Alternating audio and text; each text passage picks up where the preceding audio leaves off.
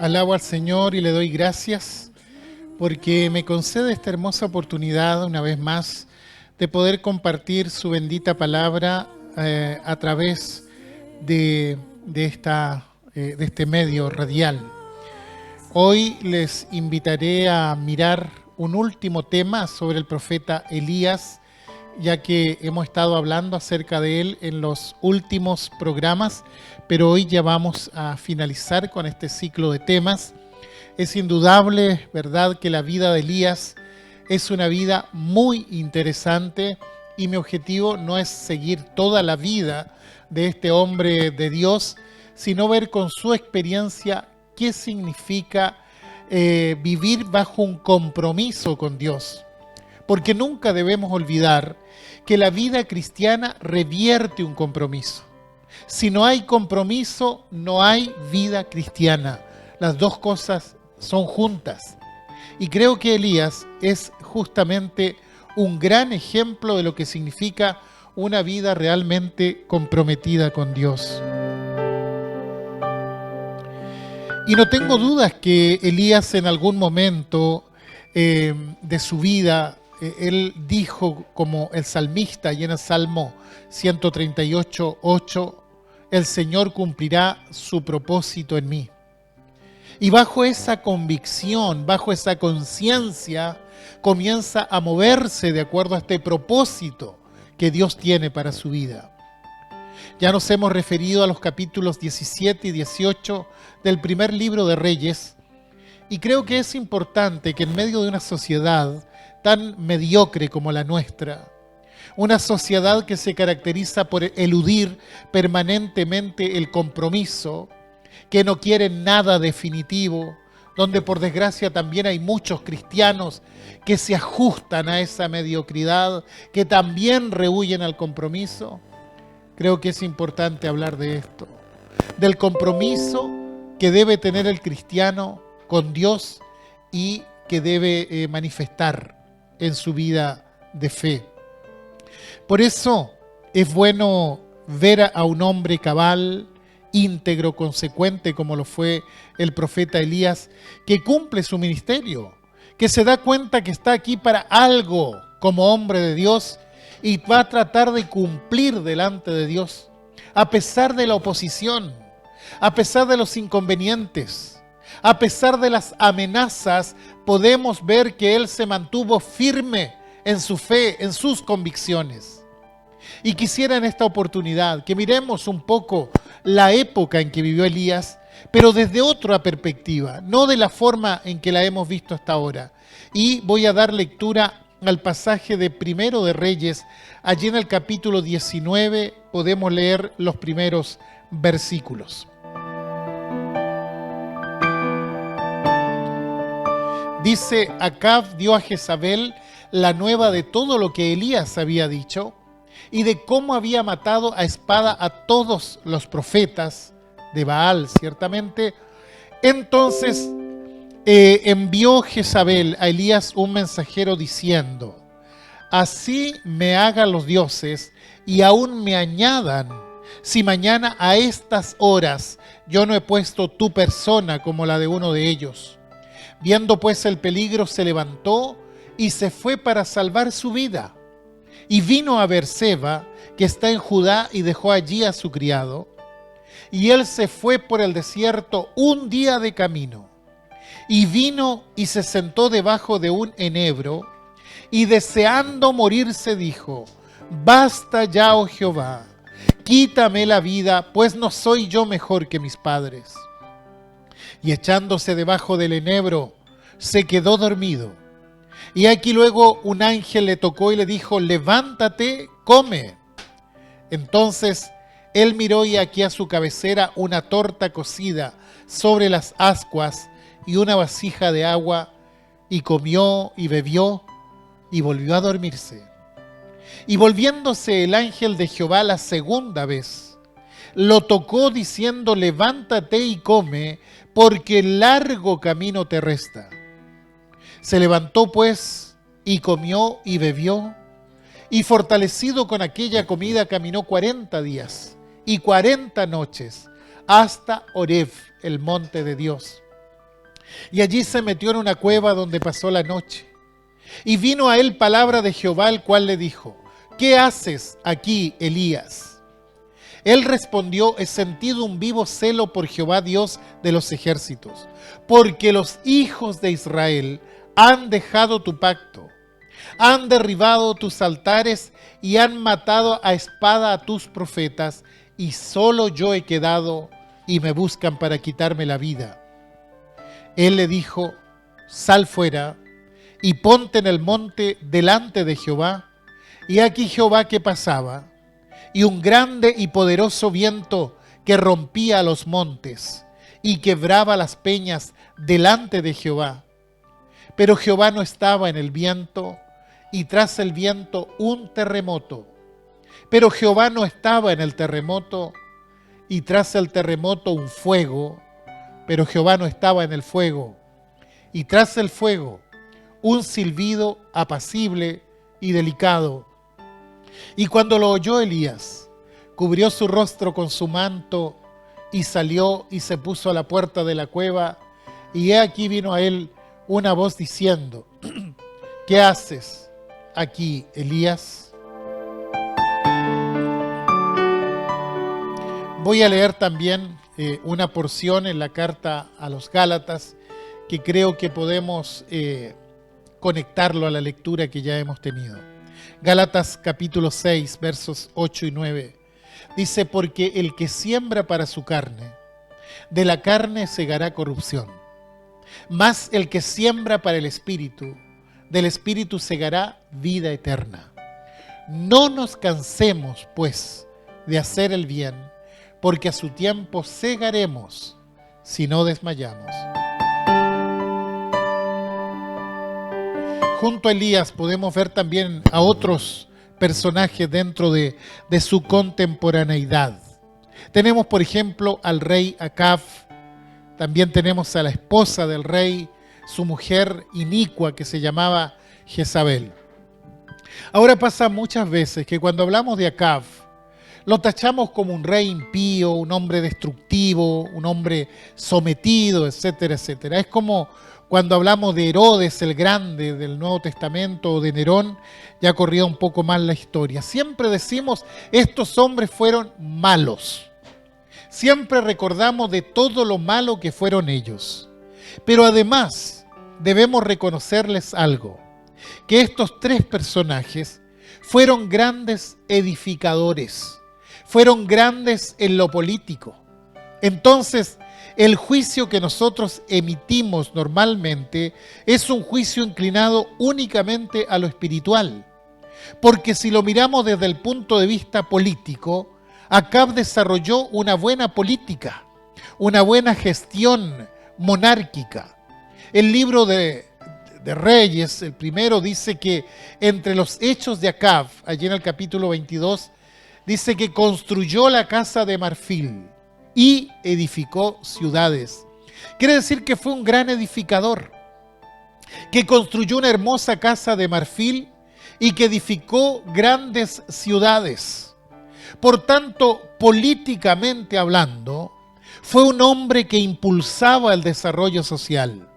Y desde el punto de vista militar, resulta que Acab también fue un triunfador, porque venció al rey asirio Ben-Hadad y a 32 reyes que lo acompañaban y que en un momento determinado vinieron a sitiar Samaria.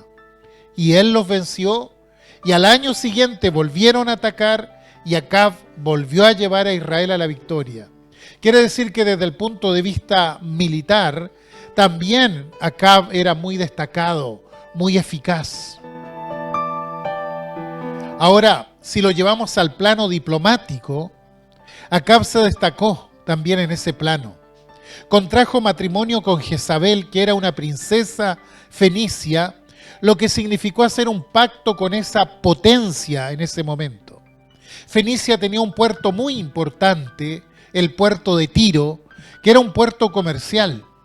También Fenicia tenía un puerto como el de Sarepta, que era un puerto industrial y que podía realmente transportar todo lo que se producía en Israel en ese momento. Eran grandes comerciantes además. Quiere decir entonces que Acab era desde el punto de vista político, desde el punto de vista militar y diplomático, un hombre que hacía bien las cosas. Y creo que eso es bueno también puntualizarlo. Ahora, cuando se encuentra con Elías, ustedes recuerdan lo que le dice al profeta de Dios. ¿Qué fue lo que le dijo? ¿Eres tú el que turbas a Israel? ¿Eres tú el que turbas a Israel? Como diciendo, yo preparé todo para que esto fuera viento en popa, y resulta que vienes tú y traes esta sequía y arruinas todo esto. Ahora, este es el pensamiento y la interpretación de un hombre materialista, de un hombre humanista que no ve, que no comprende el contenido espiritual de la vida. Y cuando uno se ve o comienza a ver el contenido espiritual de la vida, entonces comienza a pensar que las cosas van más allá de lo simplemente económico, o van más allá de lo simplemente político. Elías le responde cuando Acab le dice, tú eres el que turbas a Israel. Elías le responde, no soy yo el que ha turbado a Israel, sino tú y la casa de tu padre. ¿Por qué? Porque han alejado a Israel de Dios. Si se fijan, Elías no hace un análisis ni diplomático, ni político, ni económico, ni sociológico. Lo que hace Elías es un análisis espiritual, porque tiene discernimiento espiritual y porque se da cuenta que un pueblo que se aleja de las leyes de Dios y que sigue sus propios impulsos puede mostrar un gran progreso al comienzo, pero en definitiva va caminando hacia el precipicio. Y lo que los profetas hacían era eso, advertirle al pueblo que por ese camino sí, podían tener algún tipo de prosperidad económica, prosperidad social o política, pero que finalmente iban a terminar mal, como de hecho terminaron. Y esto es algo difícil de entender. ¿Por qué? Porque en general lo que hace la gente cuando hace sus análisis de los gobiernos o de los pueblos, siempre lo hace desde el punto de vista sociológico, político, económico, pero nunca se sienta para hacer un examen o un análisis desde el punto de vista espiritual. Beriev, el célebre diseñador de los aviones rusos, los famosos aviones anfibios en la década del 30, fue uno de los hombres que militó en el comunismo, en el ateísmo y finalmente se convirtió al cristianismo. Él dijo en una ocasión que tenemos que estar atentos al devenir espiritual de los pueblos, porque eso es lo que marca la historia. ¿Se fijó lo interesante de esto? Tenemos que estar atentos al devenir espiritual de los tiempos, porque eso va a definir su historia finalmente. Y cuando uno piensa en esto y mira esta escritura, uno dice, este hombre tenía muchísima razón. Porque la parte espiritual de los pueblos es fundamental en el largo plazo. Por tanto, es importante preguntarnos cómo estamos en esa área como nación o pueblo. Elías era un hombre que tenía discernimiento espiritual y analizaba las cosas como se deben analizar y como los debe analizar un cristiano, un hijo de Dios. Las analizaba desde la presencia de Dios, porque él estaba en la presencia de Dios. Entonces analizaba las cosas desde el mirador de Dios. Mientras todos miraban el presente únicamente y se conformaban con el presente, Elías desde el mirador de Dios miraba el futuro en medio de un pueblo que seguía su propio camino, en medio de un pueblo que exaltaba lo que no debe ser exaltado, en medio de un pueblo que se degradaba moral y espiritualmente. Y si uno se fija, es exactamente lo que está pasando con nuestra sociedad en estos momentos.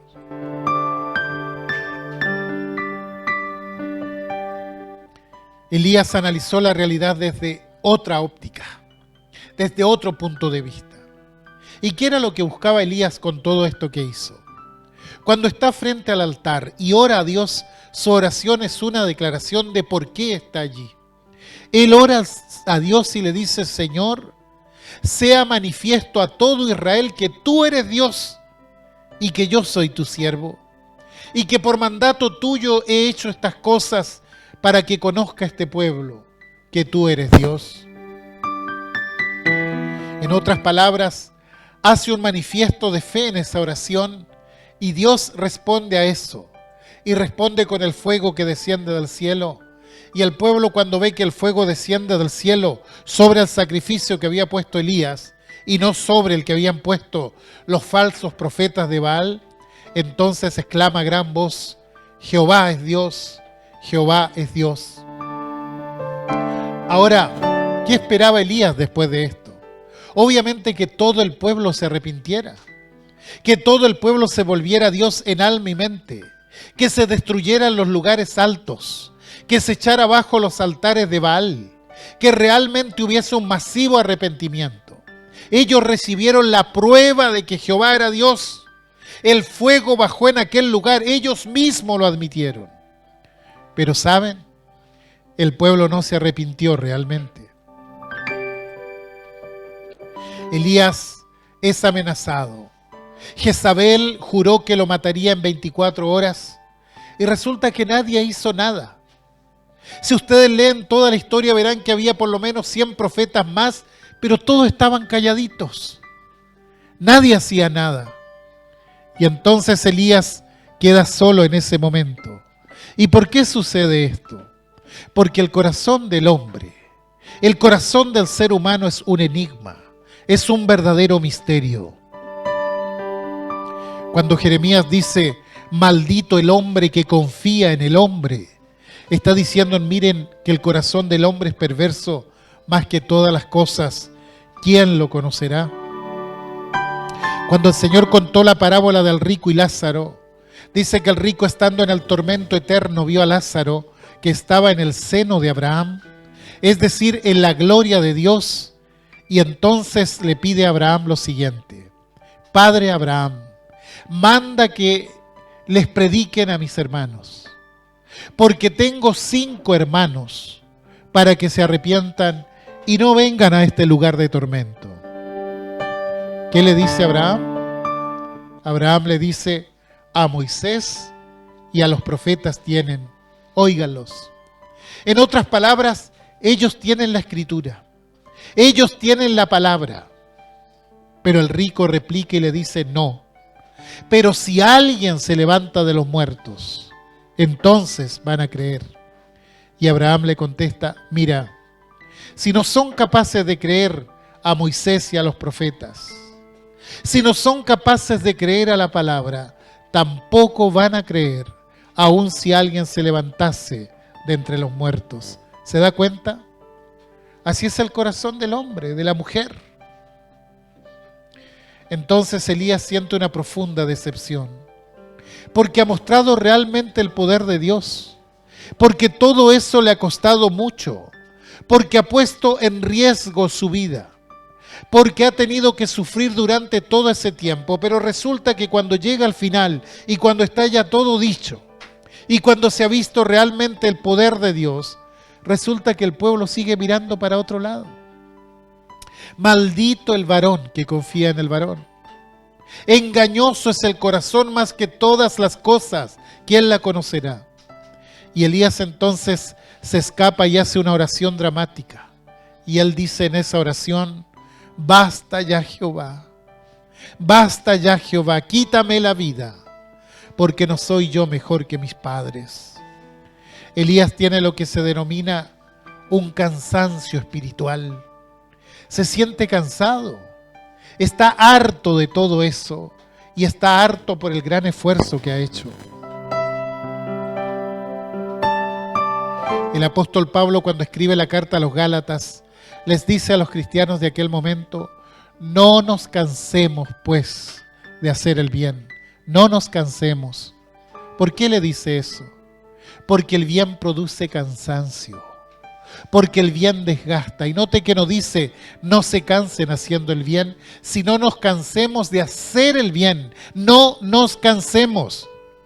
Y esto es lo que tuvo que aprender Elías ese día, que no tenía que cansarse de hacer el bien. Estaba sufriendo ese cansancio. No veía resultados frente a un pueblo tosudo y paganizado, frente a la ingratitud de un pueblo que, a pesar de todo lo que él había hecho, seguía mirando para otro lado. Y podemos ver aquí la fragilidad de las confesiones de fe.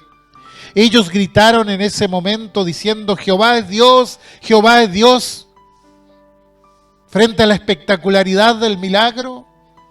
Pero resulta que al día siguiente estaban todos tolerando que se persiguiera al profeta. Elías se sentía cansado. Era el cansancio de hacer el bien. Y él no pide nuevas fuerzas. Él no pide al Señor: Señor, dame unas vacaciones. Él no pidió una licencia, él no pidió un relevo. ¿Sabe lo que pidió él? Él pidió la muerte. Seguía siendo fiel. La muerte estaba cerca, pero no estaba dispuesto a entregarse a Jezabel para que le matara. Tampoco atentó contra su propia vida, respetaba lo que Dios decía al respecto. Tampoco fue infiel y dice: bueno, si hacer el bien no da resultados, entonces dejo de hacer el bien. No. El respetuoso de Dios dice: Señor, estoy tan cansado que te pido pongas límite a mi vida. Quítame la vida en este momento. Quítame la vida porque ya no doy más. ¿Saben? Los cristianos a veces sufrimos ese cansancio también. Ese cansancio de hacer el bien. Seguimos en la dirección correcta, nos esforzamos, tratamos, pero vemos tantas veces la estupidez de una sociedad que sigue mirando para otro lado siempre. Pensemos por un momento. Tuvimos una pandemia, algo que afectó a todo el mundo por 2 años y aún persiste. Y cuando comenzó esto, muchos dijimos: esto va a cambiar a la gente. Esto va a cambiar a la humanidad. Seguramente después de esto ahora seremos más solidarios. ¿Ha visto lo que está pasando ahora?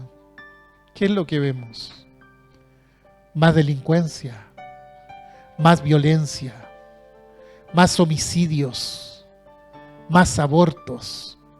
Y la lista puede continuar. ¿Se da cuenta? Por más que usted predique y hable, es como si la estupidez siempre pudiera más. En una sociedad rebelde, antagónica a los preceptos de Dios, los cristianos sufrimos cuando queremos seguir la dirección correcta. Caminamos hacia donde tenemos que ir, pero a veces caminamos prácticamente arrastrando los pies. A veces lo hacemos con la cabeza gacha, con los brazos caídos. ¿Por qué? Porque nos pasa lo mismo que le pasó a Elías en ese momento. El otro día pensaba y decía: me gustaría hablar sobre, sobre los derechos humanos, pero desde un punto de vista bíblico, a partir de la cosmovisión cristiana. Y luego yo mismo me bajé de ese barco, porque ¿vale la pena realmente? Si todo el mundo va hacia otro lado, ¿vale la pena abrir la Biblia para hablar de este tema o de otros? Pero ¿saben? Sí vale la pena. Sí vale la pena seguir hablando. Sí vale la pena seguir predicando. Elías, en medio de su cansancio, de su frustración, escapa y le pide a Dios la muerte y se echa debajo de un enebro. Y echado allí, se queda dormido. Y es tanto su cansancio que cae rendido, ya no da más.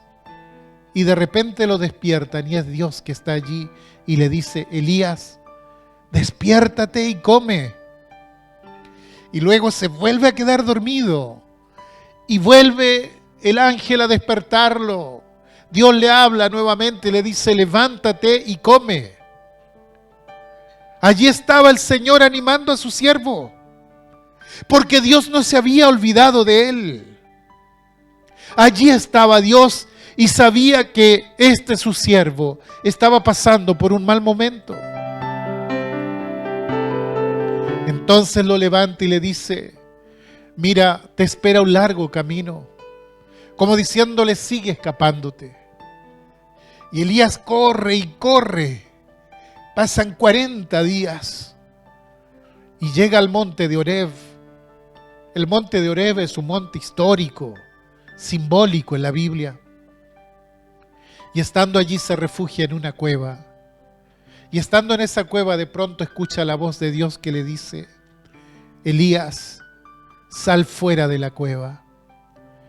Y Elías sale y ve un espectáculo increíble. Un poderoso viento que quiebra las rocas y rompe los montes. Y él está allí mirando todo eso. Ve cómo el poder de Dios va rompiendo todas las cosas. Y después, un terremoto que conmueve la tierra y sacude todo. Y después, un fuego devastador que va por todos lados. Sin duda era el poder de Dios manifestado en su máxima expresión. El poder destructivo de Dios. La catástrofe que Él podía hacer. Dios podía mandar un poderoso viento y barrer todo, porque tiene todo poder para hacer eso y más. Podía hacer que las piedras se quebranten por el viento. Podía mandar un terremoto que conmoviera todo. Podía mandar fuego del cielo, porque Dios tiene ese poder y le muestra ese poder a su siervo en ese momento. Y Elías está allí y mira todo eso, pero dice el relato que Dios no estaba allí. Por cierto, era el poder de Dios el que lo hacía, pero Dios no estaba allí. Y de pronto siente una brisa suave que pasa y silba. Y en el momento en que esa brisa pasa y él siente esa brisa, dice que él se cubre el rostro porque se da cuenta que allí sí estaba Dios. Y yo creo que Dios le dio un gran mensaje a Elías aquel día. Elías, yo tengo el poder para destruir todo. Y lo puedo hacer ahora mismo si quisiera. Yo puedo tomar esto como si fuera un tablero de ajedrez y hacer así y desbaratar y que todas las piezas terminen en el cajón. Yo puedo hacer todo esto, pero no está dentro de mis planes hacerlo. Prefiero ser lento para la ira y grande en misericordia. Dios sabe perfectamente que el bien produce cansancio. Por ejemplo, los cristianos que defienden la vida, aquellos que salen a levantar la voz a favor de la vida frente a tantos que la destruyen, muchas veces ven que sus fuerzas se debilitan. Los cristianos que aman la justicia, que trabajan en pro de la justicia y ven cómo la justicia se va corrompiendo cada día. Los cristianos que aman la pureza, que aman la santidad, pero ven cómo otros menosprecian la santidad. Los cristianos que honran al Señor, que honran las leyes de Dios, sin embargo muchos blasfeman el nombre del Señor. Aquellos cristianos que defienden la paz cuando todos están pidiendo la guerra. A todos los que están en esa lucha, a todos los que estamos en esa lucha, Dios nos dice en este momento: no nos cansemos. No nos cansemos de hacer el bien. Y hacer el bien significa decir que no a la corrupción. Decir que no a la viveza del chileno. Decir que no a la coima. Decir que no al acomodo. Decir que no al dinero fácil. Aunque quizás muchas veces nos hemos preguntado frente a todo esto, ¿pero vale la pena? ¿Vale la pena todo este esfuerzo? ¿Sirve de algo seguir en la lucha? Sí, vale la pena. Sí, vale la pena. Y hoy he venido de parte del Señor para recordarte esta palabra. No nos cansemos de hacer el bien, porque a su tiempo segaremos si no desmayamos.